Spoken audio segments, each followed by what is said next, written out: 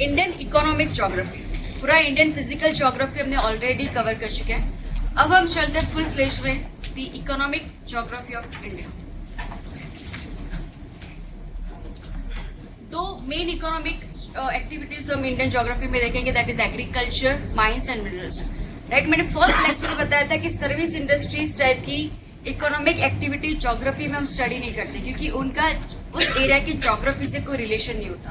वो कहीं पे भी डेवलप हो सकती है, जहाँ पे भी स्किल्स जो है वहां पे डेवलप है। एग्रीकल्चर के लिए उस एरिया का जो इकोनॉमिक एक्टिविटी अगर वहां पे करनी है तो उस एरिया की जियोग्राफी उसके लिए इंपॉर्टेंट है। किस तरीके की सॉइल है, किस तरीके का क्लाइमेट है, कैसी वाटर अवेलेबिलिटी है, राइट। तो वहां पे एग्रीकल्चर डेवलप के लिए उस एरिया की जियोग्राफी इंपॉर्टेंट है। Plus mines and minerals, right.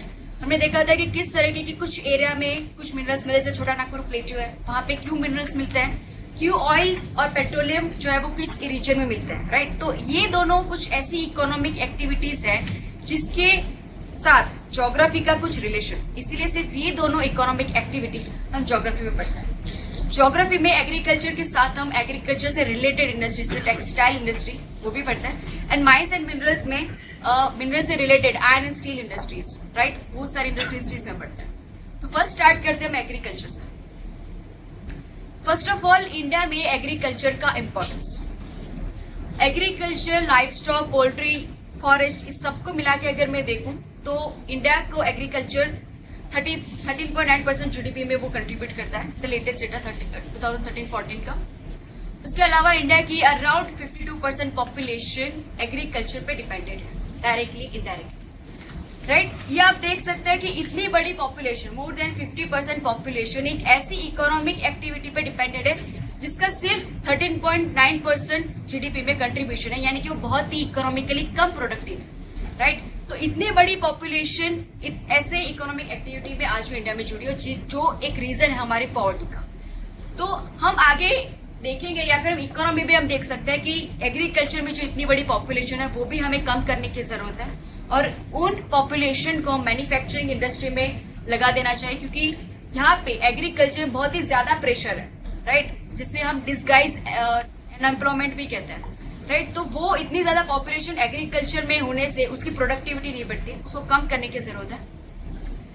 Indian agriculture के फीचर्स क्या है, वो सब्सिडेंस एग्रीकल्चर है, रेन फेड एग्रीकल्चर, राइट। हमने देखा था कि 55% नेट सोन एरिया में इरिगेशन फैसिलिटी नहीं है, और इसकी वजह से वहां पे सिर्फ एक ही साल में एक ही बार क्रॉप लेने की वजह से प्रोडक्टिविटी कम है, और इतनी कम प्रोडक्टिविटी या प्रोडक्शन की वजह से फार्मर्स उसका बड़ा सा पोर्शन अपने खुद के कंजप्शन के लिए लेते हैं, राइट। उनका प्रॉफिट बहुत ही कम होता है, और इसीलिए ऐसी फार्मिंग को सब्सिडेंस फार्मिंग कहते हैं। इवन इंडिया में ज्यादातर फार्मिंग मिक्स्ड एग्रीकल्चर होती है, यानी कि एग्रीकल्चर के साथ फार्मर्स के पास लाइफ स्टॉक्स भी होते हैं, राइट। तो ऐसी फार्मिंग को मिक्स्ड फार्मिंग कहते हैं, जिसमें लाइफ स्टॉक या फिशरी या पोल्ट्री एग्रीकल्चर के साथ में की जाए। उसके अलावा इंडिया की जो एग्रीकल्चर नॉन मैकेनाइज्ड है, ज्यादातर एनिमल्स या ड्रॉट एनिमल्स को यूज करके की जाती है या मैन्युअली की जाती है। लो पर पर्सन प्रोडक्टिविटी, क्योंकि एक इंसान के, एक फार्मर के अंडर में बहुत ही छोटा फार्म का लैंड होता है, इसलिए उसकी प्रोडक्टिविटी बहुत ही कम रहती है। और इंडिया में ये एक्चुअली कस्टम है कि जो फादर के पास जितना लैंड होता है, फिर वो मरने के बाद उसके जितने सन होते हैं उसमें वो लैंड डिवाइड कर देता है, और जनरेशन ऐसी पास हो जाती है, जो एंड टाइम पे जो जनरेशन होती है उसके पास बहुत ही छोटा लैंड बच जाता है, और इसकी वजह से लैंड का बहुत ही ज्यादा फ्रेगमेंटेशन इंडिया में हो चुका है, यानी कि जो एवरेज लैंड होल्डिंग होनी चाहिए वो बहुत ही कम है इंडिया में। इंडिया में जो एग्रीकल्चर होता है उसके सबसे ज्यादा डोमिनेंट क्रॉप फूड क्रॉप्स है, right. Cash crop, industrial crop नहीं, लेकिन फूड क्रॉप कल्टीवेशन डोमिनेंट है। उसके अलावा क्योंकि प्रोडक्टिविटी कम है, फार्मर्स के पास लैंड ही बहुत ही कम है, उसका प्रोडक्शन कम है, उसकी इनकम कम है, इसीलिए वो इन्वेस्टमेंट भी कम कर पाता है लैंड के अंदर, मैकेनाइजेशन कम कर पाता है, ज्यादा मॉडर्न टेक्नोलॉजीज या फर्टिलाइजर, पेस्टिसाइड या हाई यील्डिंग वेराइटीज का यूज नहीं कर पाता वो। इंडिया के एग्रीकल्चर की poor backward and forward linkages है, राइट। बैकवर्ड लिंकेजेस और फॉरवर्ड लिंकेजेस, यानी फॉरवर्ड लिंकेजेस की अगर बात करूं तो एग्रीकल्चर का जो फाइनल प्रोडक्ट होता है वो उसके साथ आगे उसका लिंकेज होना चाहिए इंडस्ट्रीज के साथ, राइट। अगर फूड प्रोसेसिंग इंडस्ट्रीज है, राइट, तो उसके साथ उसका लिंकेज होना चाहिए। बैकवर्ड लिंकेजेस यानी इंडस्ट्रीज में आए हुए हाई यील्डिंग वेराइटीज, इस तरीके की जो है उसके बैकवर्ड के साइड पे लिंकेजेस, उसके फॉरवर्ड के साइड पे लिंकेजेस होने चाहिए, ताकि पूरी एक इकोनॉमी की सिस्टम बनती है। एग्रीकल्चर इंफ्रास्ट्रक्चर भी हमारे पुअर है, राइट। कोल्ड स्टोरेजेस होना या फिर transportation facility, electricity, check dams, ये सारी फैसिलिटीज इंडिया में बहुत ही पुअर है, यानी एग्रो हमारे इंफ्रास्ट्रक्चर बहुत ही पुअर है। तो हमारे इंडिया के एग्रीकल्चर को डेवलप करने के लिए हमारे गवर्नमेंट ने हमारे जो टारगेट डिसाइड किए वो ये है कि हमारे एग्रीकल्चर को हमें प्रॉफिटेबल बनाना। आज हमारा जो एग्रीकल्चर वो सभी फार्मर्स के लिए प्रॉफिटेबल नहीं है, और उसका ये भी एक रीजन है कि डिस्ट्रेस माइग्रेशन होता है रूरल एरिया में से अर्बन एरिया में, राइट, क्योंकि उनके पास इनकम नहीं होती बिकॉज ऑफ एग्रीकल्चर। अगर हमें एग्रीकल्चर को प्रॉफिटेबल करना है तो उसके लिए हमें इंप्रूव करनी पड़ेगी हमारी प्रोडक्टिविटी, राइट। मैंने बताया कि हमारे नेट सोन एरिया को नहीं लेकिन ग्रॉस सोन एरिया को बढ़ाना है, राइट। हमारी क्रॉपिंग इंटेंसिटी को बढ़ाना है, यानी उसी एरिया में मल्टीपल टाइम्स क्रॉपिंग हो और जितना प्रोडक्शन होता है उससे कहीं ज्यादा प्रोडक्शन उस एरिया में हो। लेकिन प्रोडक्टिविटी बढ़ाने के चक्कर में हमें हमारा एग्रीकल्चर कि या फिर हमारे नेचुरल रिसोर्सेज है उन्हें एग्जॉस्ट नहीं कर देना, राइट। यानी कि वो टेक्निक हमारी सस्टेनेबल एग्रीकल्चर टेक्निक्स होनी चाहिए। प्रोडक्टिविटी बढ़ाने के चक्कर में हम ओवर इरिगेशन ना कर दें, फर्टिलाइजर का एक्सेसिव या पेस्टिसाइड का एक्सेसिव यूज ना कर दें, राइट। सॉइल की फर्टिलिटी यानी उसके सारे न्यूट्रिशन जो है सॉइल के अंदर वो एग्जॉस्ट ना हो जाए। तो इस तरीके की हम सस्टेनेबल प्रैक्टिस हमें यूज करनी पड़ेगी। तो ये तीन चीज से अगर हम ध्यान रखें, ये टारगेट बना के हमारे एग्रीकल्चर को डेवलप करना है। एक टर्म है एग्रीकल्चरल एफिशिएंसी। देखिए मैंने कहा कि हमें एग्रीकल्चर की प्रोडक्टिविटी बढ़ानी है, तो पहले हम ये फाइंड करते हैं कि एग्रीकल्चर प्रोडक्टिविटी मेजर कैसे करता है।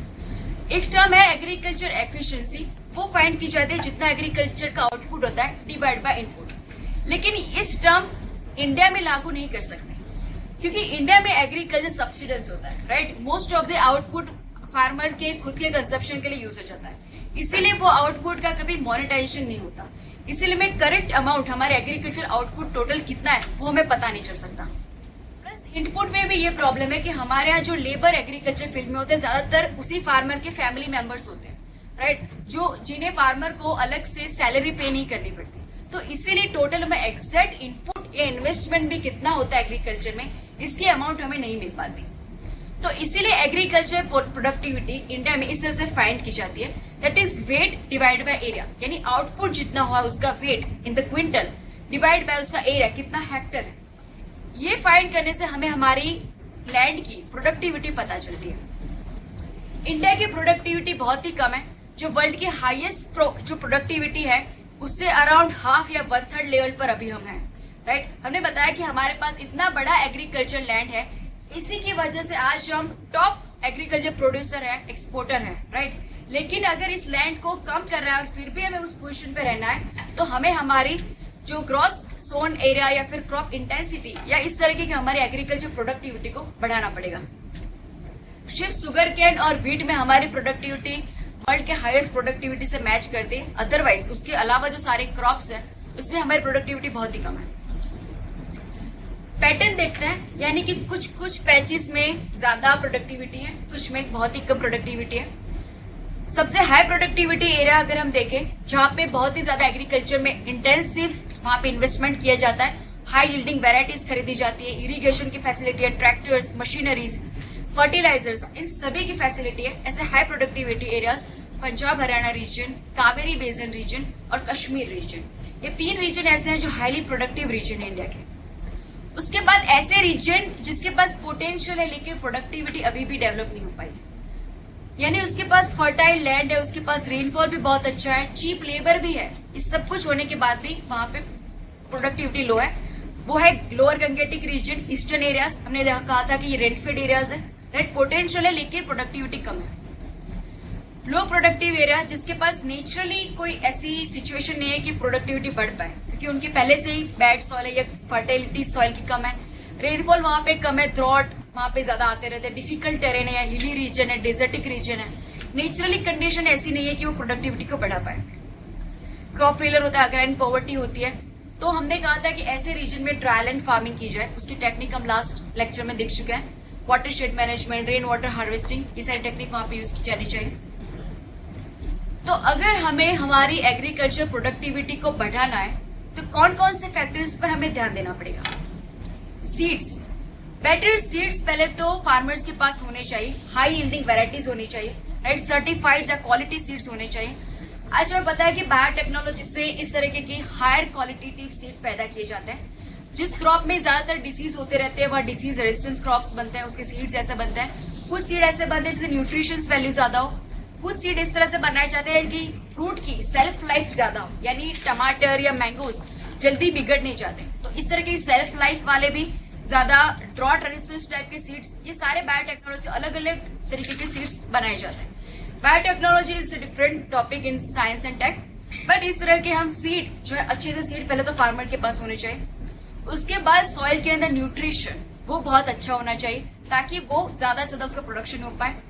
इरिगेशन फैसिलिटी होनी चाहिए, ड्राई सीजन में भी वो फार्मर कल्टीवेट कर पाए उस तरह की इरिगेशन फैसिलिटी उसके पास होनी चाहिए। और इन सभी चीजों के लिए उसके पास फाइनेंस होना चाहिए, राइट। अगर वो नहीं है तो वो इनफॉर्मल वे में करेगा। इससे अच्छा है कि मैं formal banking, crop insurance, right, इस तरीके की फार्मिंग की लोन्स हमें उन्हें देनी पड़ेगी ताकि वो इरिगेशन में या इनपुट के इन्वेस्टमेंट में वो इन्वेस्ट कर पाए। न्यूट्रिशन में दो तरीके के न्यूट्रिशन प्रोवाइड कर सकते हैं, या फिर हम केमिकल फर्टिलाइजर्स प्रोवाइड कर सकते हैं या फिर हम ऑर्गेनिक फर्टिलाइजर प्रोवाइड कर सकते हैं, राइट। लेकिन हमें इस तरह से न्यूट्रिशन प्रोवाइड करना है कि सॉइल का कंजर्वेशन हो, सॉइल के वहां पे ज्यादा उसका पोल्यूशन ना हो जाए। केमिकल फर्टिलाइजर अगर ज्यादा यूज किए जाए और सॉइल में ह्यूमस कम है, राइट, उसका मॉइस्चर कम है, तो केमिकल फर्टिलाइजर जो है वो सॉइल को हार्ड कर देते हैं, राइट। तो इसीलिए केमिकल फर्टिलाइजर अगर यूज होता है जुडिशियस यूज हो जाए।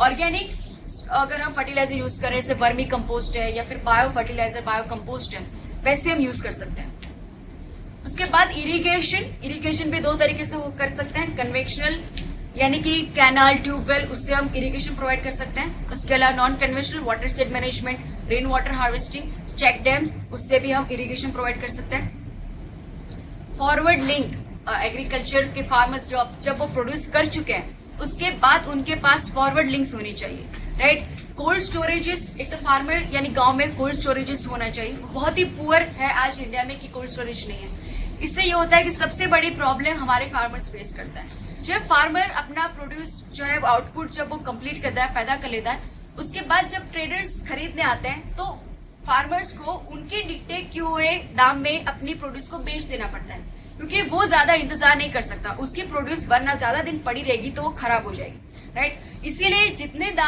जितने कम दाम ट्रेडर्स मांगेगा उसमें उसे बेच देना पड़ता है। कई बार उसे लॉस भी होता है फार्मर को इसके हिसाब से।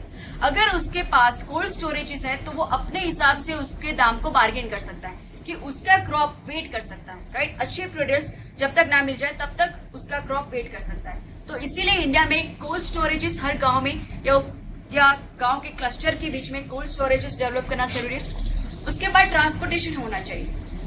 फार्मर अगर देखें कि उसके गांव से जुड़ती हुई कोई ट्रांसपोर्टेशन लाइन मेन सिटीज तक नहीं जाती है, रोड्स डेवलप नहीं है या फिर कोई भी पब्लिक ट्रांसपोर्टेशन नहीं है, ट्रक्स यहाँ पे पास नहीं हो सकते, तो वो ट्रेडर्स पर डिपेंडेंट रहता है कि वो खरीद के ले जाएगा तभी उसको पैसा मिलेगा, अदरवाइज उसका प्रोड्यूस वहीं पे खराब हो जाएगा, राइट। फिर वो सब्सिडाइज फार्मिंग ही करेगा, प्रॉफिटेबल फार्मिंग वो नहीं कर पाएगा। तो इसीलिए हर गांव में हमारे यहाँ ट्रांसपोर्टेशन की कनेक्टिविटी होना बहुत जरूरी है। ट्रांसपोर्टेशन के साथ इस तरीके के हमारे रेफ्रिजरेटेड वैन्स, इस तरीके के ट्रांसपोर्टेशन व्हीकल्स होने चाहिए, राइट, जो कूलिंग दे पाए और ज्यादा से ज्यादा हमारा फूड का वेस्टेज कम हो।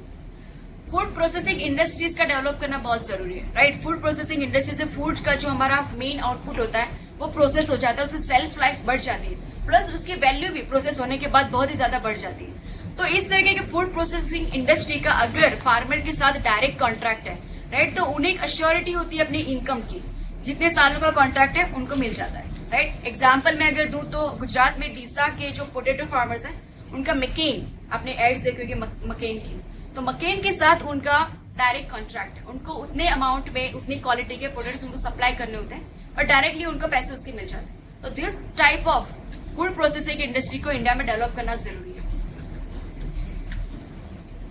प्रोडक्टिविटी के बढ़ाने के चक्कर में तीन चीजें हमें लेकिन नहीं भूल जानी है। तीन चीजें हमें क्या ध्यान रखेंगे कि हमारे नेचुरल रिसोर्सेज को कंजर्व करना है, वो पूरे एग्जॉस्ट ना हो जाए, केमिकल फर्टिलाइजर या पेस्टिसाइड, इवन कई बार आर्टिफिशियल हार्मोन्स यूज होते हैं तो उनका मिसयूज या ओवर यूज ना हो जाए, राइट। उसके बाद इंडियन एग्रीकल्चर का जो कैरेक्टर है, लेबर इंटेंसिव कैरेक्टर, वो डिस्ट्रॉय ना हो जाए। प्रोडक्टिविटी बढ़ाने के चक्कर में अगर हम बहुत ही ज्यादा मैकेनाइजेशन अगर हमने यूज कर लिया तो इंडिया की बहुत ही ज्यादा पॉपुलेशन अनएम्प्लॉयड हो जाएगी। राइट। तो ये पूरा जो हमारा कैरेक्टर है वो चेंज ना हो जाए।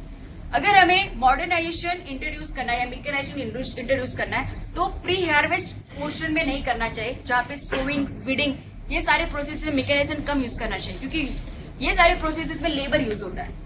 लेकिन अगर हमें मिकेनाइजेशन या मॉडर्नाइजेशन इंडस्ट्रीज अगर इंट्रोड्यूस करना है तो पोस्ट हार्वेस्ट प्रोसेस इसमें करना चाहिए, यानी कि कोल्ड स्टोरेज बनाइए, फूड प्रोसेसिंग इंडस्ट्रीज बनाइए, मार्केटिंग फैसिलिटी दीजिए फार्मर्स को।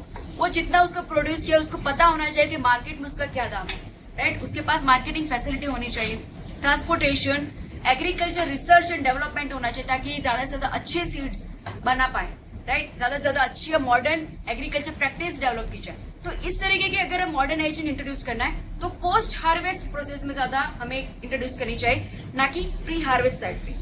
तो इस तरह से हम प्रोडक्टिविटी को बढ़ाने के साथ साथ इन 3 चीजों का ध्यान रखेंगे।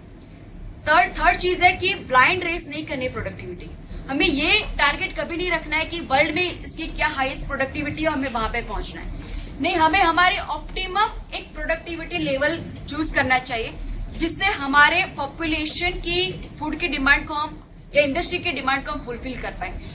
क्योंकि अगर हम हमारे लेवल से ज्यादा प्रोडक्टिविटी का गोल रखेंगे तो उससे चक्कर में हमारे नेचर रिसोर्सेज एग्जॉस्ट हो जाएंगे। तो एक ब्लाइंड रेस नहीं करनी हाई प्रोडक्टिविटी की, हमारा एक खुद का ऑप्टिमम लेवल होना चाहिए, उसी को हमें अचीव करना है जो आज से ज्यादा है। एग्रीकल्चर के इतने कंपोनेंट्स हम 1 बाय 1 सारे स्टडी करेंगे। आज सारे फैक्टर्स स्टडी नहीं कर पाएंगे, कुछ फैक्टर्स हम नेक्स्ट लेक्चर में भी करेंगे।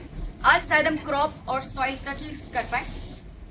Crop, soil, water, nutrition, machinery, finance, marketing, ये सारे फैक्टर अगर ध्यान में रखे जाए, उनको डेवलप किया जाए तो इंडिया की एग्रीकल्चर बहुत ही अच्छे से डेवलप हो सकता है। फर्स्ट हम देखते हैं क्रॉप्स। क्रॉप्स यानी इंडिया में किन के तरह के क्रॉप्स होते हैं। इंडिया में 3 सीजन है, यानी 3 एग्रीकल्चर सीजन है। इस सीजन में अलग अलग क्रॉप्स पैदा किए जाते हैं। One is the kharif season, यानी जो मानसून सीजन है, जहां पे हमारा मैक्सिमम रेनफॉल आता है। उसके बाद रबी सीजन, यानी जनरली विंटर सीजन में आता है, कम टेम्परेचर वाली सीजन। उसके बाद जैद सीजन, यानी खरीफ और रबी के बीच की सीजन का ट्रांजिशन पीरियड, राइट। यहाँ पे आप देख सकते हैं March and June is Zaid, kharif June to November, rabi November to March. Kharif season यानी मानसून सीजन में इंडिया के मैक्सिमम जो सारे क्रॉप्स है वो खरीफ सीजन में पैदा किए जाते हैं, राइट। मानसून सीजन है, सिर्फ कुछ एक्सेप्ट कुछ क्रॉप्स के अलावा वो क्रॉप्स है रबी क्रॉप्स जो विंटर सीजन यानी कम टेम्परेचर की सीजन में पैदा किए जाते हैं, जैसे कि व्हीट, ग्राम, लिंसीड, पी, मस्टर्ड। ये सारे क्रॉप्स रबी क्रॉप्स हैं, वो खरीफ में पैदा नहीं किए जाते। अदरवाइज राइस, शुगर कैन, बाजरा, जवार, most of the other crops are grown in the kharif area. उसके बाद जैद क्रॉप है जो जनरली ड्राई समर सीजन है, वहां पे सिर्फ वेजिटेबल और फ्रूट्स पैदा किए जाते हैं। तो this is the division of kharif season, rabi season and Zaid crops. अब मैं कुछ इंपॉर्टेंट क्रॉप्स के बारे में यहाँ पे आपको बताना चाहती हूँ। देखिए, क्रॉप्स अगर आप ज्यादा आपको करना है तो आप एनसीईआरटी में से कर सकते हैं, सविंदर सिंह में भी ज्यादा क्रॉप्स दिए गए। मैं सिर्फ उसी क्रॉप्स के बारे में बताना चाहती हूँ जो हमारे एग्जाम के लिए ज्यादा इंपॉर्टेंट है, राइट, जो हमारी इकोनॉमी के लिए भी ज्यादा इंपॉर्टेंट है। तो first is the rice. Major staple food है, राइट। इंडिया में सबसे लार्जेस्ट एरिया में राइस का कल्टीवेशन होता है। उसका टेम्परेचर अराउंड 21-25 डिग्री यानी हॉट क्लाइमेट में उसका कल्टीवेशन होता है। वार्म कंडीशन होनी चाहिए। ये वाटर इंटेंसिव क्रॉप है, उसके क्रॉप अगर उसका कल्टीवेशन करना है तो पानी की अमाउंट बहुत ही ज्यादा चाहिए होती है, राइट। लेकिन हमारे इससे ज्यादा चाहिए होती है इसे बेटर पार्ट में, या जहाँ पे रेनफॉल ज्यादा होता है वहां पे इसका कल्टीवेशन होता है। लेकिन व्हीट में जितनी प्रोडक्टिविटी का लेवल हम जो अचीव कर चुके हैं वो राइस में नहीं कर चुके हैं। और व्हीट की प्रोडक्टिविटी का लेवल जब ग्रीन रिवोल्यूशन इंट्रोड्यूस हुआ था वो व्हीट के अराउंड था, और इसीलिए व्हीट में प्रोडक्टिविटी हमारी बहुत ही ज्यादा बढ़ गई, लेकिन राइस की नहीं बढ़ी है। कुछ अलग अलग टेक्निक्स है जिससे राइस प्रोड्यूस की जाती है।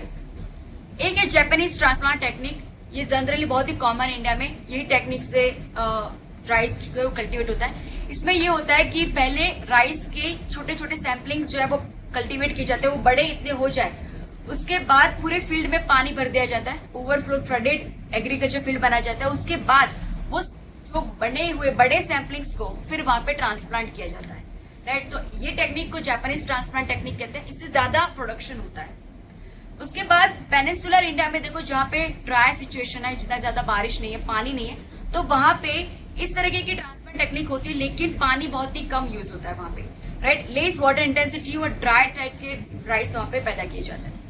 एक नई टेक्नोलॉजी आई है मडागास्कर की प्राइस ने डेवलप की, उसे कहते हैं SRI technique, system of rice intensification. इस टेक्निक में ये होता है कि जो इतना फ्लडेड पानी को किया जाता है वो नहीं किया जाता, सिर्फ सॉइल को मॉइस्ट की जाती है, राइट, उसमें अच्छे से मॉइस्चर हो, और फिर उसमें सैम्पलिंग्स जो है वो लगाए जाते हैं, और कंटिन्यूस बेसिक पे वहां पे प्लॉइंग यानी एरेशन हो पाए और वीडिंग को निकाला जाता है, राइट। तो वो टेक्निक से भी इतना ही प्रोडक्शन होता है जितना कि जापानीज टेक्नोलॉजी से होता है, लेकिन पानी का यूज बहुत ही कम SRI टेक्नोलॉजी में होता है, राइट, और इसकी वजह से पानी का कंजर्वेशन हो सकता है। 60 to 70% हमारा जो राइस आता है समर्स जो खरीफ सीजन में, अमान, साली, अफगानी, ये सारे उसके स्पीसीज के टाइप्स हैं। पेनिनसुलर प्लेटू का ऑटोमन राइस है, और ईस्टर्न इंडिया के समर राइस है, बोरो, पलवा, ये सारे राइस की टाइप्स जो है वो पाई जाती हैं। आप देख सकते हैं पंजाब से लेके पूरा हमारा नदर्न प्लेन और फिर ईस्टर्न इंडिया पूरा, यहाँ पे राइस का कल्टीवेशन होता है, इंक्लूडिंग कर्नाटका रीजन। तो ये सारे रीजन में राइस का कल्टीवेशन सबसे ज्यादा होता है। उसके बाद व्हीट, हमारा सेकंड इंपॉर्टेंट क्रॉप, ये रबी क्रॉप है, राइट, खरीफ सीजन में, लेकिन विंटर सीजन में इसका प्लांटेशन होता है क्योंकि उसको टेम्परेचर कम चाहिए होता है, अराउंड 70 to 20 डिग्री टेम्परेचर में ये होता है, राइट। वाटर इंटेंसिव क्रॉप नहीं, ज्यादा पानी की उसको जरूरत नहीं है। इसकी प्रोडक्टिविटी इंडिया में हाईएस्ट लेवल पर पहुंच चुकी है, जो वर्ल्ड में हाईएस्ट प्रोडक्टिविटी, उससे हमारी प्रोडक्टिविटी मैच करती है। व्हीट प्रोड्यूसिंग एरियाज आप देख सकते हैं यहाँ पे, नॉर्दर्न इंडिया और western India, prominent wheat producing areas, right. Western disturbances जो नॉर्थ इंडिया में विंटर सीजन में आते हैं, वो इस व्हीट के प्लांट के मैच्योर होने के लिए बेनिफिट करता है, और इसी वेस्टर्न डिस्टर्बेंसेस व्हीट क्रॉप के लिए अच्छा होता है। Pulses, lentils and grams, right, ये मेजर सोर्स है वेजिटेबल प्रोटीन का। उसमें अलग अलग पल्सेस पाए जाते हैं, जैसे मूंग है, अरहर यानी तुअर, उड़द, ग्राम, ये सारे पल्सेस में आते हैं। मूंग ज्यादातर ईस्टर्न इंडियन कोस्ट जो है वो मैक्सिमम मेरे वहां पे वो कल्टीवेट होता है। अरहर, तुअर नॉर्थ इंडिया और MP में उसका सबसे ज्यादा प्रोडक्शन होता है। उड़द का साउथ इंडिया में, राइट, इट्स क्वाइट ऑब्वियस, उनकी रेसिपीज में उड़द बहुत ही ज्यादा अमाउंट होता है। ग्राम या चना पंजाब में उसका ज्यादा प्रोडक्शन होता है, और gram is the rabi crop. Pulse cultivation के साथ कुछ प्रॉब्लम्स जुड़ी हुई है। ग्रीन रिवोल्यूशन इंडिया में जब इंट्रोड्यूस हुआ, it was surrounding to wheat, so wheat पे ज्यादा फोकस किया गया था, और उसके बाद ग्रीन रिवोल्यूशन में जो व्हीट की बहुत ही ज्यादा हाईएस्ट प्रोडक्टिविटी अचीव की गई, उसके बाद ज्यादातर जो फार्मर्स थे वो व्हीट का कल्टीवेशन करने के लिए अट्रैक्ट हुए, उसकी प्रोडक्टिविटी बहुत ज्यादा थी। प्लस गवर्नमेंट की पॉलिसी में जैसे मिनिमम सपोर्ट प्राइस कहते हैं, MSP भी व्हीट और राइस जैसे क्रॉप्स पे ज्यादा दी जाती है, राइट। इससे फार्मर्स भी व्हीट और राइस जो क्रॉप्स है उन्हें ग्रो करने की ज्यादा टेम्पटेशन रखते हैं, और इसकी वजह से पल्सेस जो है वो साइड ट्रैक्ट हो चुके हैं, राइट। वो उनका प्रोडक्शन बहुत ही मार्जिनल और कम एरिया में हो रहा है, उसका प्रोडक्शन डिक्लाइन हो रहा है, कम हो रहा है, और उसकी प्रॉब्लम ये हो रही है कि अब हमें पल्सेस इंपोर्ट करने पड़ रहे हैं। इससे गवर्नमेंट ने स्कीम इंट्रोड्यूस की थी कि पल्स की कल्टीवेशन को प्रमोट की जाए। ड्राईलैंड एग्रीकल्चर प्रोग्राम को इंट्रोड्यूस किया गया, और वहां पे जो है अलग अलग फार्मर्स को ज्यादा इंसेंटिव्स देके पल्स की कल्टीवेशन को प्रमोट किया गया। उसके बाद राष्ट्रीय कृषि विकास योजना, उसके तहत भी 60,000 पल्स विलेजेस डेवलपमेंट करने का एम रखा गया। नेशनल फूड सिक्योरिटी मिशन आपने सुना होगा, उसमें बहुत ज्यादा अलग अलग कंपोनेंट्स हैं, उसमें ग्रेन का कंपोनेंट्स है, उसमें व्हीट, राइस है, उसके अलावा मिलेट का कंपोनेंट है, पल्स का कंपोनेंट है, राइट, ऑयल सीड का भी कंपोनेंट है।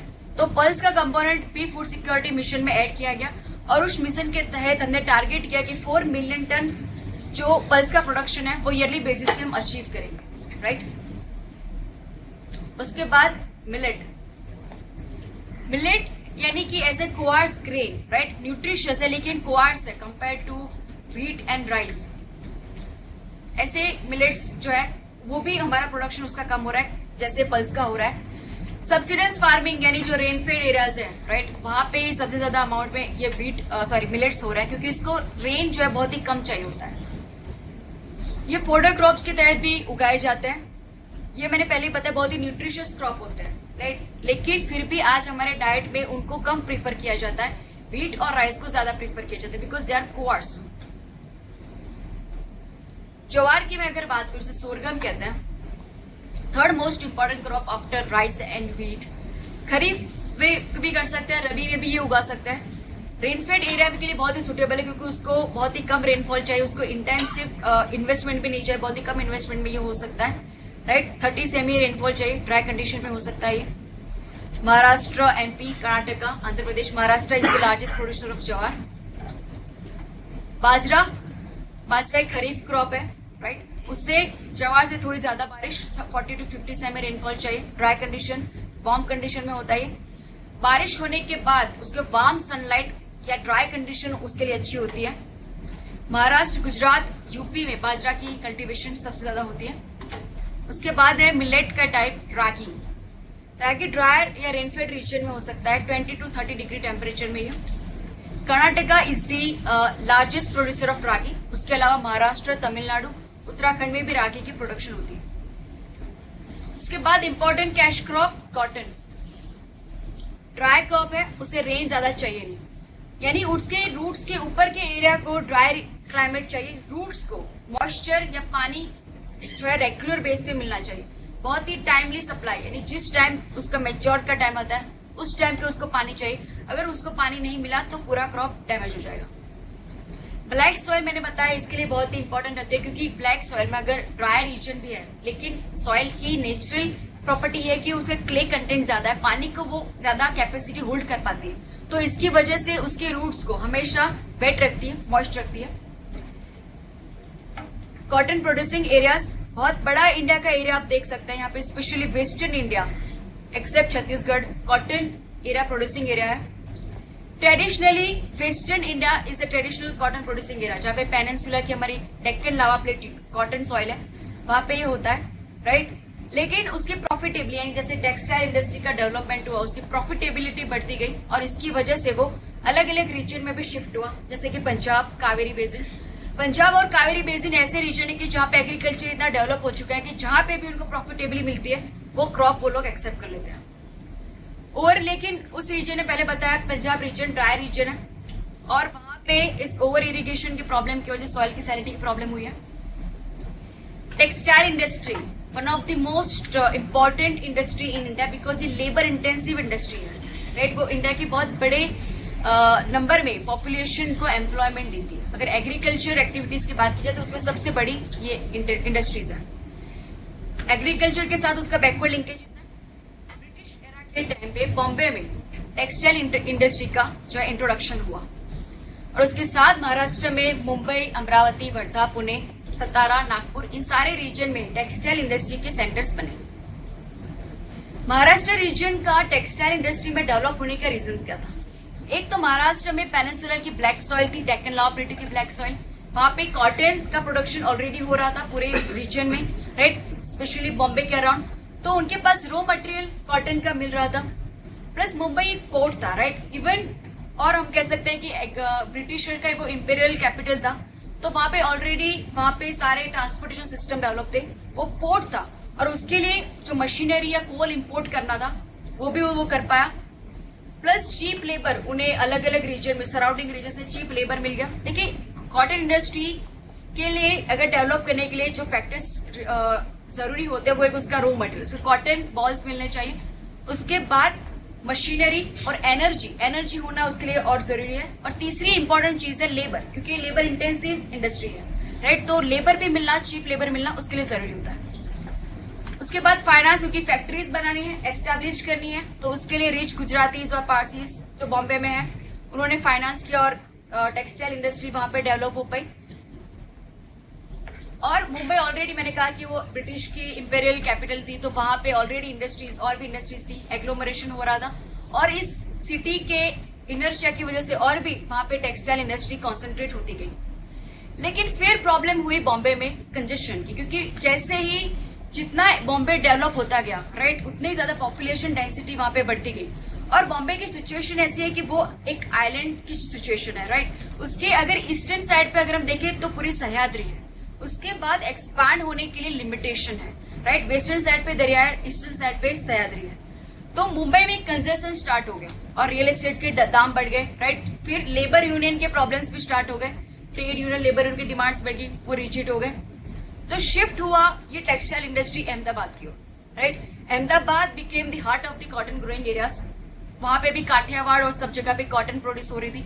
अहमदाबाद में भी उसको रॉ मटेरियल मिल रहा था। इमर्जिंग मार्केट, चीप लेबर भी उसको गुजरात में से, सराउंडिंग रीजन में से, राजस्थान एमपी रीजन में से चीप लेबर भी उसको मिल गया। आफ्टर पार्टीशन कंडला पोर्ट बना, तो जो मशीनरी जो इंपोर्ट करनी थी या कोल एनर्जी के लिए इंपोर्ट करना था वो भी उसको मिल गया। प्लस कच्छ में भी लिग्नाइट कोल की एक्सप्लोरेशन हुई, तो वहां से भी उसको कोल मिल गया। उसके बाद इस तरह से गुजरात में अहमदाबाद, भरूच, वडोदरा, सूरत इस जगह पे सेंटर डेवलप हुए। और जो रीच गुजराती एंड पारसी बॉम्बे में इन्वेस्ट कर सकते, तो ऑब्वियसली गुजरात में तो है ही वो लोग, तो गुजरात में भी उन्होंने फाइनेंस किया। In the Ahmedabad became the Manchester of India. Once upon a time, एक टाइम था जब Ahmedabad was the largest producer of textile industries, जो आज वो सेंटर शिफ्ट होकर सूरत हो गया। लेकिन सूरत में कॉटन टेक्सटाइल से ज्यादा सिंथेटिक एंड सिल्क वो ज्यादा प्रोड्यूस हो जाता है। उसके बाद एक ब्रांच जो बॉम्बे से अहमदाबाद गई, वो दूसरी ब्रांच सदर्न इंडिया में भी गई। तमिलनाडु में ये डेवलप हुआ। अर्ली फेज में तमिलनाडु में टेक्सटाइल इंडस्ट्री क्यों डेवलप नहीं हुई? क्योंकि तमिलनाडु में अगर हम पूरी इंडिया की सॉइल की बात करें तो तमिलनाडु में ब्लैक सॉइल नहीं है, वो ज्यादातर प्रिडोमिनेटली रेड सॉइल वहां पे पाई जाती है। इसीलिए ब्लैक सॉइल नहीं है, कॉटन प्रोड्यूसिंग एरिया नहीं, तो उसके पास रॉ मटेरियल नहीं है, राइट। तो इसीलिए वहां पे पहले नहीं डेवलप हो पाई थी। लेकिन ब्रिटिश आए, रेलवेज डेवलप हो गई, रेलवे का नेटवर्क हो गया, फिर और दूसरी जगहों से भी उसके पास कॉटन का रॉ मटेरियल आ गया। उसके पास कोल नहीं था, मैंने बताया था कि सदर्न इंडिया में कहीं पे भी कोल की रिजर्व नहीं पाई जाती, राइट। तो इसलिए वहां पे आयरन एंड स्टील इंडस्ट्री भी लेट डेवलप हुई थी। इस तरह के ये प्रॉब्लम टेक्सटाइल इंडस्ट्री को भी होती है कि यहाँ पे कोल जो है वो उन पे मिलता नहीं है। इसलिए सदर्न इंडिया में हाइडल इलेक्ट्रिसिटी, या फिर हम कह सकते हैं कि वाटर के बेस रिवर से उन्होंने हाइडल इलेक्ट्रिसिटी को प्रोड्यूस किया, वो एनर्जी ली, और उसकी वजह से इस तरीके के अलग अलग तमिलनाडु में टेक्सटाइल के प्रोड्यूसिंग सेंटर्स डेवलप हुए, जैसे कोयम्बतूर है, सालेम, तुतिकोरी, पौंडीचेरी। कोयम्बतूर आज भी is a good centre of cotton producing textiles. 2010 में क्वेश्चन आया था कि Tamil Nadu is the leading producer of mill made cotton yarn in the country. What could be the reason? Black cotton soil is a predominant type of soil in the state. Rich pool of skilled labor is available. ये मैंने बताया नहीं कि this is second statement is the correct statement. Northern India से अगर compare करें तो पूरे साउथ इंडिया में हमें पता है कि लिटरेसी रेट या ह्यूमन डेवलपमेंट इंडेक्स रेट ज्यादा है। यहाँ पे एजुकेशन ज्यादा है, स्किल डेवलपमेंट भी ज्यादा है, और सदर्न इंडिया का लेबर जो है वो ज्यादा स्किल्ड और ज्यादा डिसिप्लिन होता है। यहाँ पे ट्रेड यूनियन या लेबर यूनियन के इश्यूज भी कम होता है, और यहाँ पे कोऑपरेटिव फार्मिंग या कोऑपरेटिव तरीके से इकोनॉमिक एक्टिविटी बहुत अच्छे से डेवलप हो पाती है साउथ इंडिया में। Second statement is correct. और हम देख सकते हैं कि तमिलनाडु में रेड सॉइल ज्यादा प्रिडोमिनेंट है, ब्लैक सॉइल नहीं है, तो answer will be only B. Second statement is correct. आप देख सकते हैं तमिलनाडु में ब्लैक सॉइल नहीं है, ज्यादातर रेड सॉइल, राइट। उसके ऊपर के रीजन में आंध्र प्रदेश, कर्नाटक, प्लेट्यू में ब्लैक सॉइल वहां तक पाई जाती है। A state in India has following characteristic. आपको वो स्टेट पहचानना है, उनकी कैरेक्टरिस्टिक दी गई है। एक ऐसा स्टेट जिसके नदर्न पार्ट जो है वो अरिड या सेमी अरिड है, उसके सेंट्रल पार्ट में कॉटन प्रोड्यूस की जाती है, और cultivation of crash crop is predominant over food crop. कौन से? आंध्र प्रदेश का नदर्न रीजन अगर हम देखें तो वो semi arid, eastern part Telangana region semi arid है। गुजरात का अगर नदर्न पार्ट में कच्छ या पूरा नदर्न गुजरात हो तो वो सेमी एरिड रीजन है। कर्नाटक का भी नॉर्दर्न पार्ट उसका सेमी एरिड है, मैदान रीजन जिसे हम कहते हैं, तो कर्नाटका भी आ सकता है। तमिलनाडु का northern part is not semi arid, तो तमिलनाडु और आंध्र प्रदेश तो वहीं पे निकल जाएंगे। उसके बाद सेकंड स्टेटमेंट था सेंट्रल पार्ट में कॉटन प्रोड्यूस की जाती है। कर्नाटका के सेंट्रल पार्ट में कॉटन प्रोड्यूस नहीं की जाती, राइट। हमने कहा था कि जो सेंट्रल पार्ट है जहाँ पे बाबा बुदान हिल्स वो सब है, वहां पे स्पाइसेस, कॉफी और स्पाइसेस प्रोड्यूस की जाती है, राइट। तो गुजरात इसका आंसर है। और गुजरात के 3 मेन क्रॉप्स जो हमारे डोमिनेंट है वो कॉटन, ग्राउंडनट और टोबैको। उसके अलावा कैस्टर सीड में भी गुजरात इज लार्जेस्ट प्रोड्यूसर। तो गुजरात में कैश क्रॉप ज्यादा डोमिनेट करते हैं और फूड क्रॉप्स। 2013 मेंस का क्वेश्चन है ये। Analyse the factors for highly centralise cotton industries in India. यानी कि कॉटन इंडस्ट्रीज डिस्पर्स नहीं है कि कहीं पे भी डेवलप होगी, लेकिन किसी भी सेंटर के अराउंड या फिर वो बॉम्बे के अराउंड हो या अहमदाबाद के अराउंड हो या कोयम्बतूर के अराउंड, इस तरह की सेंट्रलाइज इंडस्ट्रीज इंडिया में क्यों डेवलप हुई है? तो उसके फैक्टर्स ये, तो रॉ मटेरियल, उसको सबसे पहले रॉ मटेरियल मिलना चाहिए, तो उसी सेंटर के अराउंड वो डेवलप होगी। Energy source, yes, coal reserve उसको इंपोर्ट कर रहा है, या एनर्जी सोर्स हाइडल इलेक्ट्रिसिटी उसको मिलनी चाहिए। चीप लेबर, उसके सराउंडिंग एरिया में उसको चीप लेबर मिल जाना चाहिए। फाइनेंस उसके पास होना चाहिए। फिफ्थ, मार्केट, डिमांड करने वाला मार्केट मिलना चाहिए। तो ये सारे फैक्टर अगर किसी सेंटर पे मैच करेंगे तभी उसी जगह पे टेक्सटाइल इंडस्ट्री डेवलप हो पाएगी, राइट। इसकी वजह से वो सेंट्रलाइज है, क्योंकि हर जगह पे पांचों फैक्टर एक साथ काम नहीं कर सकते या एक साथ कंड्यूसिव नहीं हो सकते, राइट। सिर्फ 5 मार्कर क्वेश्चन है, 5 फैक्टर्स के ऊपर आप 1-2 लाइन लिख लो, 50 वर्ड्स विल बी देयर। तो ये मेंस का 5 मार्कर्स इस तरह से आप सॉल्व कर सकते हैं। Other crop is sugar cane. Sugar cane भी कॉटन की तरह कैश क्रॉप है, लेकिन ये कॉटन से ज्यादा रिलायबल क्रॉप है। ये थोड़ा वाटर इंटेंसिव क्रॉप है, उसको पानी कॉटन से ज्यादा चाहिए होता है। Cotton sugar cane areas traditionally UP और यूपी बिहार का जो नॉर्दर्न इंडिया है वो ट्रेडिशनल एरिया हुआ करता था शुगर केन का, लेकिन वो भी शिफ्ट हो गया अलग अलग रीजन में। जो नॉर्दर्न इंडिया यूपी के साइड में जो शुगर केन उगाई जाती थी वो सब ट्रॉपिकल वैरायटी थी, राइट। थोड़े से कम टेम्परेचर में, ठंडे टेम्परेचर में उगाई जाती थी, और उसकी वजह से सब ट्रॉपिकल वैरायटी होने की वजह से उसकी जो शुगर कंटेंट थी वो कम होती है, राइट। लेकिन जब सदर्न इंडिया में शुगर केन क्रॉप शिफ्टिंग हुई तो उसकी वजह से ट्रॉपिकल वैरायटीज वहां पे उगाएगी, और वहां पे उस शुगर केन में ज्यादा शुगर का कंटेंट होता है, राइट। हम जो देखते हैं ब्लैक कलर की शुगर केन जो ज्यादातर साउथ इंडिया से आती है, they are very sweet compare to sugar cane of northern India, right. Northern India में एक और प्रॉब्लम ये था कि शुगर केन के साथ जो शुगर इंडस्ट्रीज बनती है, राइट, शुगर केन सिर्फ यूपी में या नॉर्दर्न इंडिया में सिर्फ समर सीजन में जो है वो पैदा कर सकती है, कि विंटर सीजन में टेम्परेचर इतना कम हो जाएगा कि शुगर केन जो ट्रॉपिकल क्रॉप है, राइट, वो वहां पे उगा नहीं सकते, और इसकी वजह से शुगर इंडस्ट्रीज विंटर सीजन में वहां पे बंद रहती थी, और ये किसी भी इंडस्ट्री के लिए इकोनॉमिकल नहीं है, राइट, कि साल में कुछ ही टाइम तक वो काम कर पाए। तो इसीलिए शुगर कैन इंडस्ट्रीज शिफ्ट हो गई northern plain to south India, Punjab Haryana, western India. Punjab Haryana तो आएगा कि जब भी प्रोडक्शन ज्यादा मिलेगा, प्रॉफिटेबली मिलेगी, दे विल एक्सेप्ट इट। तो साउथ इंडिया में चली गई पंजाब हरियाणा, वेस्टर्न इंडिया में वहां पे चली गई। गुजरात से लेके महाराष्ट्र में भी बहुत ज्यादा शुगर इंडस्ट्रीज वहां पे डेवलप हुई है, राइट। सदर्न इंडिया में भी बहुत ज्यादा प्रोडक्शन होता है शुगर केन का। साउथ इंडिया में सबसे अच्छे से ये शुगर केन इंडस्ट्रीज डेवलप हुई है, शुगर इंडस्ट्री डेवलप हुई है। उसका रीजन ये है कि एक तो वहां पे ट्रॉपिकल वैरायटी की शुगर केन पैदा की जाती है जिसका शुगर कंटेंट बहुत ज्यादा होता है, और जितनी शुगर केन में शुगर कंटेंट ज्यादा होगा उतनी शुगर भी ज्यादा बनेगी, राइट। हाई शुगर कंटेंट, उनका यील्ड भी बहुत ही ज्यादा, वैरायटी ऐसी है कि उसकी प्रोडक्टिविटी बहुत ज्यादा है, राइट। हमने अभी देखा कि शुगर केन और व्हीट वो दोनों क्रॉप्स ऐसे हैं जिसमें इंडिया ने हाईएस्ट प्रोडक्टिविटी मैच कर लिया। यहाँ पे ट्रॉपिकल एरिया है, पूरे साल शुगर केन का कल्टीवेशन हो सकता है, और पूरे साल इसलिए शुगर इंडस्ट्री भी ओपन रह सकती है, काम कर सकती है। उसके बाद मैंने पहले बताया सदर्न इंडिया का लेबर और skill labour, discipline labour issues या लेबर यूनियन के इश्यूज यहाँ पर नहीं होते। प्लस शुगर केन को पोस्ट हार्वेस्ट मैनेजमेंट बहुत अच्छा होना चाहिए, यानी शुगर केन को ऐसा होता है कि जब उसको काट दिया जाए, उसका हार्वेस्ट हो जाए, उसको 48 आवर्स में या 2 दिन के अंदर अंदर उसको शुगर इंडस्ट्री में पहुंच जाना चाहिए, अदरवाइज उसका धीरे धीरे उसके अंदर से शुगर कंटेंट कम होता जाएगा, राइट। तो इसके लिए फार्मर्स और शुगर इंडस्ट्री के बीच एक अच्छा सा म्यूचुअल कॉन्ट्रैक्ट होना चाहिए, राइट, ताकि जैसे वहां पे हार्वेस्ट हो वो सीधा ही कॉन्ट्रैक्चुअल होता, अगर कॉन्ट्रैक्ट है तो शुगर इंडस्ट्री पे पहुंच जाएगा।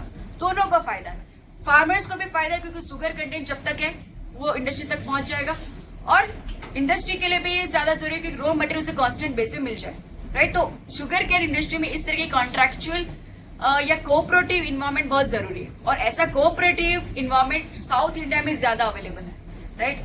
तो इसीलिए साउथ इंडिया में शुगर केन इंडस्ट्रीज बहुत अच्छे से डेवलप हुई है।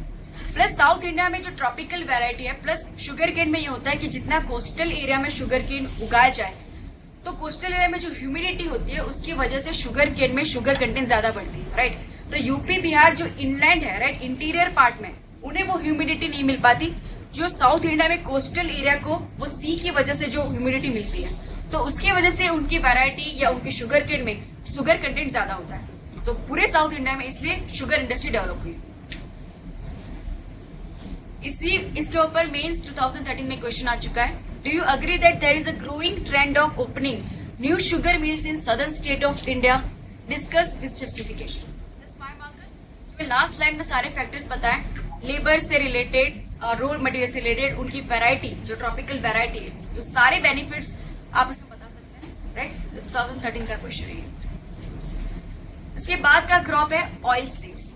ऑयल सीड यानी ग्राउंडनट, सनफ्लावर, जिसमें से हम ऑयल निकाल सकते हैं, मस्टर्ड, पाम ऑयल, सोया ऑयल, सारे ऑयल सीड्स हैं. इसमें भी लो प्रोडक्टिविटी का इशू जो पल्सेस फेस कर रहे हैं, राइट, वो भी ग्रीन रिवोल्यूशन के बाद पल्सेस की तरह ऑयल सीड भी साइड ट्रैक्ट हो चुके हैं. राइट, उनको एमएसपी जितनी व्हीट राइस में मिलती है उतनी एमएसपी उन्हें नहीं मिलती और उनका प्रोडक्शन डिक्लाइन हो गया है. ग्राउंड नट, हम सारे एक्चुअली ऑयल सीड की कंपैरिजन करें, उनके सबसे ज्यादा प्रोड्यूसिंग एरियाज की बात करें, ग्राउंड नट का अंदर से अगर ऑयल निकाला जाए तो 40 to 50% ऑयल इसी से निकलता है. Gujarat is the largest producer of ground nut. उसके अलावा आंध्र प्रदेश, तमिलनाडु में भी होता है. सेसमे यानी तिल, उसमें से अगर ऑयल निकाला जाए 40 to 50% ऑयल निकलता है. Gujarat is the largest producer और India is the largest producer of sesame. Rapeseed और मस्टर्ड ऑयल, मस्टर्ड जो रबी क्रॉप है, 20 to 45% ऑयल इसमें से निकलता है. UP largest producer, Rajasthan, Punjab, इस सभी रीजन में रेपसीड और मस्टर्ड ऑयल, मस्टर्ड उगाई जाती है. India is the largest producer of rapeseed and mustard oil. Linseed जो रबी क्रॉप है, 30 to 45% ऑयल से निकलता है. एमपी, यूपी, बिहार, वहां पे ये प्रोड्यूस होता है. कैस्टर सीड, राइट, जिसे गुजराती में एरंडा कहते हैं, 50% ऑयल उसमें से निकलता है. Gujarat largest producer, 2/3% of India का पूरा प्रोडक्शन सिर्फ गुजरात में होता है. The other region is Andhra Pradesh. यहाँ पे आप देख सकते हैं कि कई जगहों पे मैंने कहा कि India is the largest producer, sesame, rapeseed, mustard, फिर भी मैंने कहा कि हमारे यहाँ प्रोडक्शन डिक्लाइन हो चुका है. राइट, उसके प्रॉब्लम्स ऑयल सीड फेस कर रहा है. तो उसका एक रीजन ये हो सकता है कि सेसमे, रैपसीड, मस्टर्ड ऑयल या लिनसीड टाइप के ऑयल इंडिया और उसके सराउंडिंग रीजन में कंज्यूम हो सकते हैं और दूसरे रीजन में, दूसरे कंट्रीज में अगर वो कंज्यूम ही नहीं होते तो फिर उनका वो लोग प्रोडक्शन भी नहीं करें, और इसलिए शायद इंडिया उन सब में लार्जेस्ट प्रोड्यूसर है. राइट, लेकिन ऑयल सीड सेक्टर हमारा काफी चैलेंजेस फेस कर रहा है. ट्रेडिशनली पहले से उसमें लो प्रोडक्टिविटी थी. राइट, उसमें प्रोडक्टिविटी का लेवल कम है. उसके बाद ये इनपुट इंटेंसिव क्रॉप्स है, उनको उगाने के लिए ज्यादा इनपुट्स, फर्टिलाइजर्स या अलग अलग टाइप के पेस्टिसाइड्स उसमें ज्यादा यूज करने पड़ते हैं. प्लस उनकी प्राइस जो है वो अनसर्टेन होती है, यानी फार्मर्स एक बार ग्रो कर दे उसके बाद उसको एग्जैक्टली वो सर्टेन नहीं हो पाता कि उसको कितनी प्राइस मिलेगी. राइट, वो मार्केट बेस्ड प्राइस रहती है और इसकी वजह से प्राइस की वॉलेटिलिटी रहती है और इसकी वजह से फार्मर्स जो होते हैं वो इस तरह के वॉलेटाइल क्रॉप्स को जो है कल्टीवेट करने से डरते हैं. राइट, लेकिन मैंने बताया कि जो ऑयल सीड्स होते हैं, हमारा एडिबल ऑयल है, वो हमारे वेजिटेबल प्रोटीन के लिए, फैट के लिए बहुत ही इंपॉर्टेंट है. राइट, और आज ये हो गया है कि हमें ऑयल सीड या एडिबल ऑयल को हमें इंपोर्ट करना पड़ रहा है, specially from south east Asia. और उसमें पहले मलेशिया सबसे लार्जेस्ट हमारा कंट्री था जहां से हम सोर्स करते थे, आज इंडोनेशिया बन चुका है. पाम ऑयल को हम ज्यादा वहां से इंपोर्ट करते हैं. और हमारा जो इंपोर्ट की अगर बिल है तो उसमें फूड बास्केट के बारे में सोचूं तो फूड बास्केट में सबसे ज्यादा इंपोर्ट का बिल इस ऑयल सीड या एडिबल ऑयल के इंपोर्ट में चला जाता है. राइट, तो आप सोच सकते हैं कि ऑयल सीड का प्रोडक्शन बढ़ाने के लिए कितनी जरूरत है. इसके लिए गवर्नमेंट ने mission on oil seed and oil palm को इंट्रोड्यूस किया था. ये इसलिए इंट्रोड्यूस किया था obviously to increase the production of oil seed 4.5% per year. इस रेट पे इनका प्रोडक्शन बढ़ पाए. फिर भी ये एक्चुअली अचीव भी हुआ, ये रेट प्रोडक्शन का जो हमारा बढ़ाने का. फिर भी हमारी जो डिमांड थी ऑयल की वो हम सेटिस्फाई नहीं कर पाए और फिर भी हमें आज इंपोर्ट करना पड़ रहा है. तो गवर्नमेंट ने येलो रिवोल्यूशन इंट्रोड्यूस किया ताकि ऑयल सीड के डेवलपमेंट या ऑयल सीड के प्रोडक्शन को और भी ज्यादा इंसेंटिवाइज किया जाए और भी ज्यादा फार्मर्स को एंकरेज किया जाए कि ऑयल सीड का प्रोडक्शन करें. राइट, इसके बाद जो क्रॉप लेना चाहती हूँ वो है टी. टी को बहुत ही ज्यादा रेनफॉल चाहिए, मोर देन 200 सेमी रेनफॉल. जो सबसे वेटेस्ट इंडिया का जो पार्ट है, राइट, वेस्टर्न घाट और मेघालय और नॉर्थ ईस्ट इंडिया, वहां पे ये वहां पे कर सकते हैं. उसकी कुछ यूनिक सिचुएशन चाहिए. एक तो उसके रूट्स जो है वो वाटर लॉग को सिचुएशन को हैंडल नहीं कर सकते. बारिश उसको बहुत ज्यादा चाहिए लेकिन उसके रूट्स में वो जमा नहीं होना चाहिए पानी, और इसीलिए इस तरीके के स्लोपी सिचुएशन में वो उनसे प्लांट किया जाता है ताकि पानी जो है वहां पे जमा ना हो सके, राइट। ये शेड लिविंग ट्रीज होते हैं, उनको शेड भी चाहिए होता है। इसी बीच में जब ट्री देखेंगे शेड में इस तरीके के ट्री का प्लांटेशन होता है। हिमालयन स्लोप में और नीलगिरी यानी वेस्टर्न घाट रीजन में सदर्न कर्नाटका के अराउंड वहां पे टी का प्लांटेशन होता है। India is the largest producer, right. 70% लेकिन इंडिया में खुद में ही कंज्यूम हो जाता है, राइट। इसलिए इंडिया लार्जेस्ट प्रोड्यूसर है बट लार्जेस्ट कंज्यूमर नहीं, लार्जेस्ट एक्सपोर्टर नहीं बना है। पहले it was the first rank, आज श्रीलंका जो है वो लार्जेस्ट एक्सपोर्टर बन चुका है। बट इंडिया में ऐसा कहता है कि पर कैपिटा टी का कंजप्शन भी बहुत ही ज्यादा है इंडिया में, राइट। तो India is the largest consumer of the T also. You guys finding कि कौन क्या कितने पीता है चाय। टी का प्लांटेशन ब्रिटिश ने इंट्रोड्यूस किया था, राइट। चाइना में एक्चुअली टी का प्रोडक्शन होता था और British are very addicted to drink tea, तो चाइना में से उन्हें बहुत ज्यादा इंपोर्ट करना पड़ रहा था। तो उन्होंने, क्योंकि चाइना तो उनकी कॉलोनी नहीं थी, उन्होंने सोचा कि इंडिया में अगर मैं हमारी कॉलोनी हम वहां पे प्रोड्यूस करें तो हमारा जो इंपोर्ट का बिल है वो कम हो जाएगा, बर्डन कम हो जाएगा। उन्होंने चाइना की वैरायटी इंडिया में सैम्पलिंग वो स्टार्ट करने की कोशिश की, लेकिन उन्होंने फाइंड किया कि आसाम की खुद की लोकल वैरायटी वो ज्यादा अच्छी है चाइनीज वैरायटी से। और फिर आसाम के साथ साथ पूरे हिमालय के जो शिवालिक लेसर हिमालय रीजन है और उसके बाद जो वेस्टर्न घाट की नीलगिरी हमारी हिल्स है वहां पे टी प्लांटेशन की शुरुआत हुई। टी प्लांटेशन एक लेबर इंटेंसिव इंडस्ट्रीज है, राइट, क्योंकि उसके प्लकिंग के लिए ज्यादातर वुमेन का यूज होता है, राइट। वुमेन एम्प्लॉयमेंट के लिए इसे बहुत जरूरी है। उसके अलावा उसके सारी प्रोसेसेस, उसके प्लकिंग के बाद उसकी प्रोसेसिंग होती है टी एस्टेट में, वो सभी प्रोसेस बहुत ही लेबर इंटेंसिव होती है। मेन 2014 में क्वेश्चन आया था last year, whereas British planters has developed tea gardens all along Shivaliks and Lesser Himalayas from Assam to Himachal Pradesh. In effect, they did not succeed beyond Darjeeling area. Explain. यानी कि पूरे हिमालय के around उसके laser Himalaya में उन्होंने tea plantation introduce किया, develop किया, लेकिन दार्जिलिंग एरिया यानी कि आप देखिए सिक्किम के नीचे जो बंगाल दुआर्स एरिया, राइट, उसके बाद ईस्टर्न साइड पे वो डेवलप नहीं कर पाए। उसका रीजन क्या है? हमने जब हिमालयस पढ़ा था तब हमने देखा था कि हिमालयस वेस्ट साइड से ईस्ट साइड पे जब जाते हैं तब वो नैरो होते जाते हैं, स्टीपर होते जाते हैं। दार्जिलिंग के बाद ये होता है कि जब हम नीचे से ऊपर हिमालय की ओर जाने की शुरुआत करते हैं उसकी हाइट एब्रप्टली बढ़ जाती है, स्टीप बढ़ जाती है, राइट। यानी अगर मैं नॉर्दर्न इंडिया में हिमालय के ऊपर जाना चाहूंगी तो धीरे धीरे ग्रेजुअल इसकी साइज बढ़ेगी, सॉरी इसकी हाइट बढ़ेगी। ईस्टर्न साइड पे सडनली वो बढ़ जाएगी, स्टीप स्लोप आएंगे, राइट। तो अगर प्लांटेशन करना है, राइट, तो हमें थोड़े से ग्रेजुअल स्लोप, जेंटल स्लोप चाहिए होंगे, राइट, ताकि वहां पे प्लांटेशन हो पाए, सॉइल वहां पे डेवलप हो। तो वो सॉइल वहां पे डेवलप नहीं हो पाती क्योंकि सीधा स्टीप स्लोप है। प्लस एकदम से हाइट बढ़ेगी, उतने हाइट पे हम प्लांटेशन नहीं कर सकते क्योंकि टेम्परेचर कम होगा। ये ट्रॉपिकल क्रॉप है, उसको टेम्परेचर ज्यादा चाहिए, हॉट कंडीशन चाहिए। प्लस जब लो टेम्परेचर होगा तो फ्रोस्ट की सिचुएशन भी वहां पे ज्यादा होगी और टी का प्लांट फ्रोस्ट सिचुएशन हैंडल नहीं कर पाता। तो स्टीप स्लोप है, राइट, और स्टीप स्लोप में सॉइल अच्छे से डेवलप नहीं है, टेम्परेचर कम है, फ्रोस्ट कंडीशन आएगी। प्लस जैसे हम दार्जिलिंग से ईस्टर्न साइड जाते हैं पॉपुलेशन डेंसिटी कम होती जाती है, राइट, क्योंकि बहुत ही डिफिकल्ट टेरेन आती है। तो उसकी वजह से जो पूरा ये लेबर इंटेंसिव सेक्टर है, राइट, उसको बहुत ज्यादा लेबर चाहिए पूरी इंडस्ट्री को डेवलप होने के लिए, वो पॉपुलेशन उसे मिल नहीं पाती, चीप लेबर उसे नहीं मिल पाता। डिफिकल्ट टेरेन, ट्रांसपोर्टेशन, उस टाइम में ब्रिटिशर्स अगर ट्रांसपोर्टेशन में इन्वेस्ट करते तो उनके लिए ये इकोनॉमिकल नहीं था, राइट। वो पूरे हिली रीजन में से ट्रेन के ट्रैक्स डेवलप करना और पूरे रोड सिस्टम को डेवलप करना उनके लिए इकोनॉमिकल नहीं था, वो इन्वेस्ट उनके लिए महंगा था। तो उसीलिए उन्होंने वहां पे ट्रांसपोर्टेशन के इश्यूज थे, इसलिए वहां पे आगे नहीं गए। प्लस उन्हें ये जो टी प्लांटेशन ब्रिटिशर्स कर रहे थे, राइट, वो इंडिया के कंजप्शन के लिए तो नहीं कर रहे थे, वो खुद ब्रिटिश में या अलग अलग कंट्रीज में एक्सपोर्ट करने के लिए कर रहे थे। तो उनको सारे प्रोडक्शन को पोर्ट में ले जाना जरूरी था रेलवेज के थ्रू। रेलवेज डेवलप नहीं हो पाई और जितना हम ईस्टर्न साइड पे वो लोग जितना जाते उतना ही वो कोलकाता चितगांग पोर्ट से उतना ही दूर चले जाते, राइट। तो उतने ही ज्यादा उनको ट्रांसपोर्टेशन डेवलप करना पड़ता ऐसे हिली और डिफिकल्ट ट्रैक में जो उनके लिए इकोनॉमिकल नहीं था, राइट। तो इसीलिए बंगाल दुआर्स या दार्जिलिंग के बाद ब्रिटिशर ने ईस्टर्न साइड पे टी का प्लांटेशन या टी का डेवलपमेंटल उन्होंने नहीं किया।